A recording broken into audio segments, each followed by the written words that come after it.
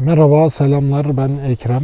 Sahip olmuş olduğum, yeni almış olduğum Honda CL250 hakkında ilk izlenimlerimi, ilk tecrübelerimi paylaşmak istiyorum. İlk olarak şunu söyleyeyim. Ben yaklaşık 11 aylık motorcuyum.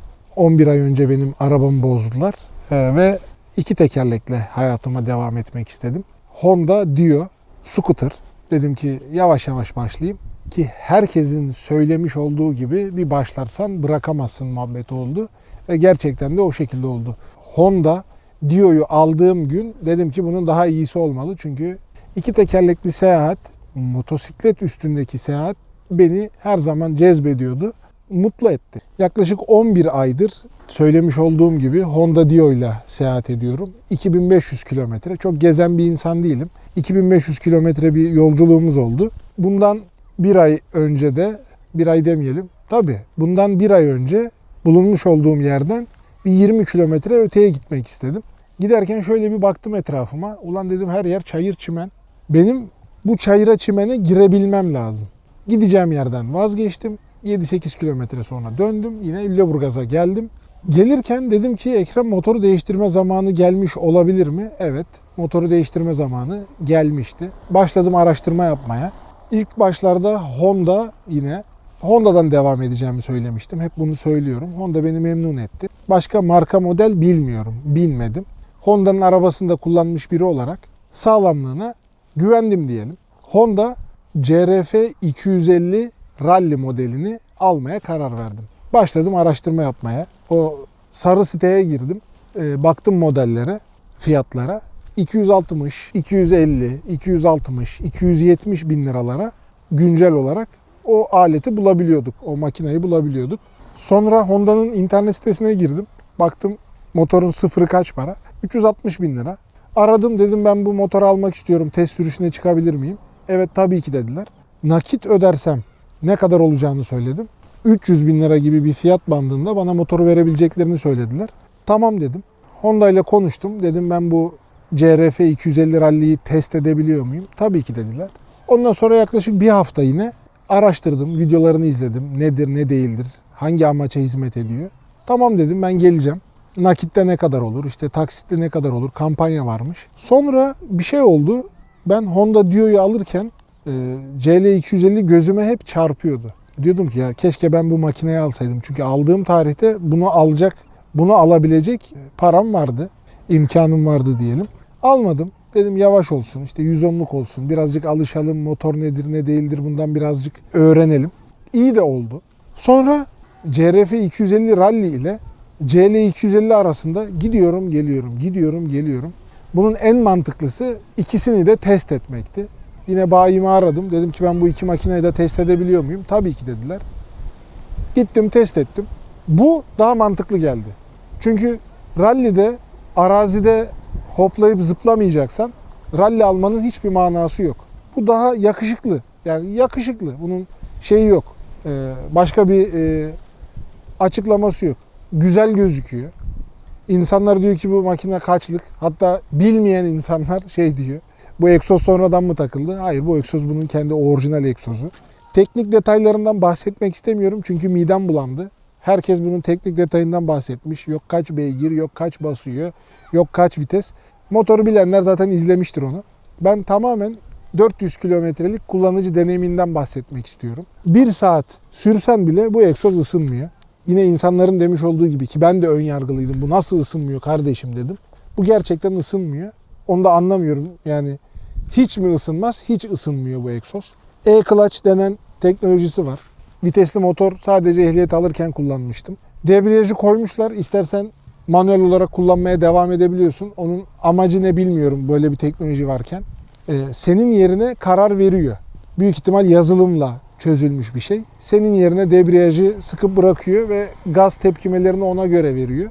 Ama şöyle bir sıkıntısı var ki bayideki arkadaşım da bunun yazılımının güncellendiğinden bahsetmişti. Ki büyük ihtimal zaten daha geliştirilen bir teknoloji. Daha tam oturmuş bir teknoloji değil. Şehir içinde 2. vites, 3. viteste seyahat ediyorum. Motor sanki böyle debriyajı sıkıp bırakıyor, böyle şöyle böyle bir seni sallıyor. Tam gaz yemiyor gibi duruyor. Ne bileyim hani bir Bir eksiklik var. Çok güzel, çok konforlu. Sadece ayağınla basıyorsun, kaldırıyorsun, basıyorsun, kaldırıyorsun. O yandan çok iyi. 400 kilometrede 5-6 kere vites geçmedi. Orada vites göstergesinde kaçıncı viteste olduğunu gösteriyor.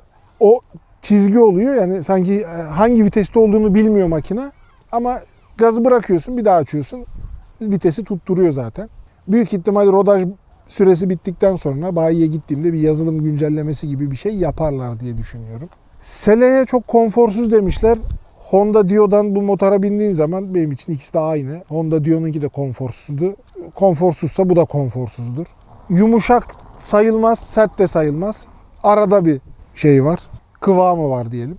Deponun içindeki benzinin sesini duyuyorsun. Bu rahatsız edebilir mi insanı bilmiyorum. Beni rahatsız etmedi. Böyle sağa sola yatırırken motoru şıkır şıkır diye ses duyuyorsun. Çok bir teknolojisi yok anladığım kadarıyla. Arka taraftaki artçı bindiği zaman şu ayaklar biraz yukarıda. Böyle semt oturuşu diye tabir ediyorum ben artık. Semt oturuşu yapmak zorunda arka taraftaki. Ki bu motora artçıyla binmeyin zaten. Bu motor tek başına. Sırtına bir tane çanta alacaksın. O mevzuya da değineceğim. Çanta alıp seyahat etmen gereken bir motor. Amortisörleri ayarlanıyormuş. Nasıl ayarlanacağını bilmediğim için ayarlamadım. Farları güzel gösteriyor gece. Geri kalan hani teknik detayı anlatmak istemiyorum. Ki zaten bilmiyorum da teknik detaylarını. Aynaların çok sallandığından şikayetçi bazı arkadaşlar. Onu da bilmediğim için hani hiç sallanmayan bir ayna arabada var benim bildiğim kadarıyla. Ki arabalarda bile ayna böyle bozuk yola girdiğin zaman istemsizce de olsa titriyor. Bu bir problem değil. Aynalar gösteriyor mu desen evet gösteriyor. %30 kolumu görüyorum. Geri kalanda istediğim yeri görebiliyorum. Birazcık daha şey olabilirmiş burada. Tam bundan yaklaşık işte yarım santim daha yukarıda kalıyor elciklerden. Bunu böyle bir yani 5 santim daha dışarı alsalarmış aynaları çok daha tatlı olurmuş. Rahat rahat her yeri görebilirmişsin. Kablolar dışarıda. Bütün kabloları dışarıda.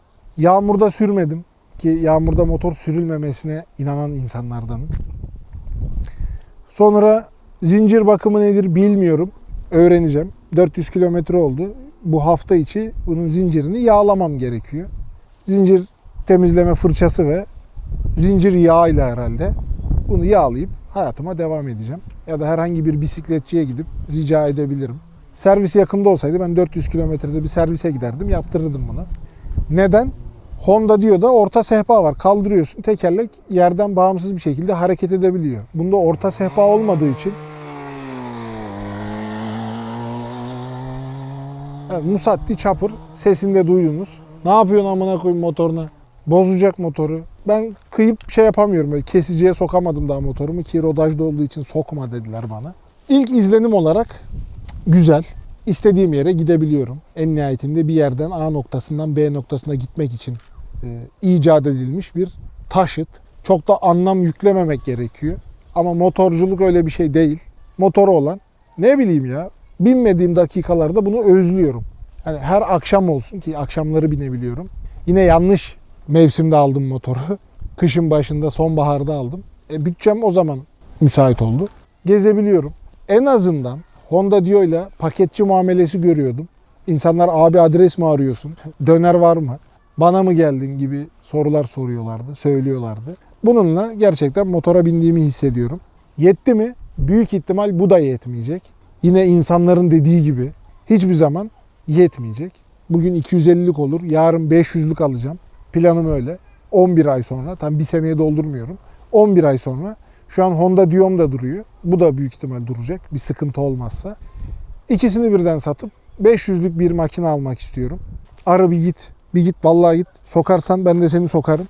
Yani şimdilik hayatımıza sarı renkli CL250 E-Clutch teknolojisi olan bir motorla devam edeceğiz. Yine ilerleyen zamanlarda motor hakkında edindiğim tecrübeleri sizlerle paylaşırım. Şunu belirteyim. Vitesli bir motor kullanmadığım için vitesi ne zaman atacağıma dair tamamen içgüdüsel olarak karar vermek zorundayım. Onu da Honda düşünmüştür diye düşünüyorum. Yani adam demin kesiciye sokarak anan diye gitti. Yani oraya kadar zorlamadım motoru. Ki zaten kesiciye giriyor motor. Büyük ihtimal o zaman atarım. Hani hiç bilmiyorsam bile motor kesiciye girdiği zaman vitesi yükseltirsin. Vites düşerken zaten ekranda yanıp sönüyor vitesi düşür diye. Vitesi arttır diye bir ibare görmedim. ya da ben o raddeye gelmedim diyelim. Çünkü 80 kilometre hızı geçmememin iyi olduğunu söylediler. O sebeple şimdilik bu kadar. Bir başka videoda görüşmek üzere. Hoşça kalın diyorum. Birazcık da motoru yakından çekeyim. Evet, motorumuz da bu şekilde. Bir de benim en çok merak ettiğim, bunun üstünde yüksek boylu insanlar nasıl duruyor? Benim boyum 185 santim. Kimse 185 santim insanın bu motorun üstünde nasıl durduğunu izah etmemiş veya görüntüsünü çekmemiş ya da ben denk gelmedim. Şimdi onu göstereyim. Ayaklarım yere basıyor, hatta birazcık da kırabiliyorum. Sürüş pozisyonu da bu şekilde, bence rahat. Yani ne bileyim ya, ben bu motordan memnunum şimdilik. Tekrardan görüşmek üzere, hoşça kalın. Dikkatli sürün, hep sürün.